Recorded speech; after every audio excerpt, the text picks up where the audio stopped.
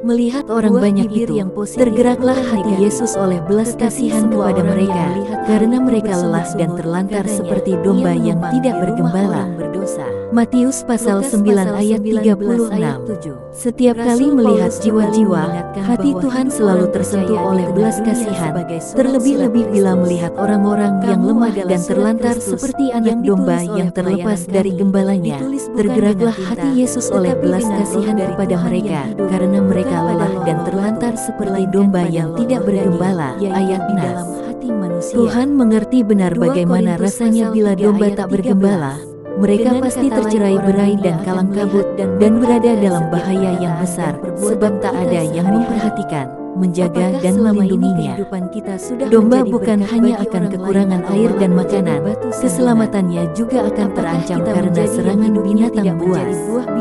Demikian juga keadaan manusia yang tersesat dan terpisah dari gembala yang baik. Tuhan mengerti benar bahwa sifat manusia pada dasarnya berfokus pada diri sendiri alias mementingkan diri sendiri. Seperti yang ditunjukkan oleh Kain, ketika Tuhan menanyakan keberadaan Habel adiknya, di mana Habel, adikmu itu? Jawabnya, aku tidak tahu. Apakah aku penjaga adikku? Kejadian 4:9. Masih banyak orang Kristen yang mementingkan diri sendiri dan tak punya kepedulian terhadap sesamanya. Mereka tak ambil pusing dengan keselamatan jiwa-jiwa, mereka hanya berfokus pada keselamatan diri sendiri. Jujur, sulit sekali menemukan orang-orang yang punya hati yang berbeban bagi jiwa-jiwa.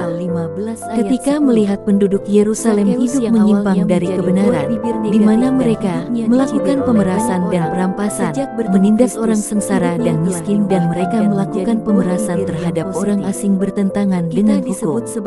Yehezkiel pasal 22 ayat 29. Hati Tuhan menjadi sangat sedih.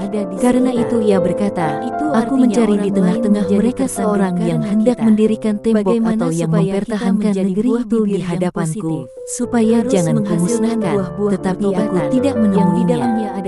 Yehezkiel pasal 22 ayat 30. Kita diselamatkan bukan untuk dinikmati sendiri. Tuhan mau kita melangkah menjangkau jiwa-jiwa yang belum diselamatkan.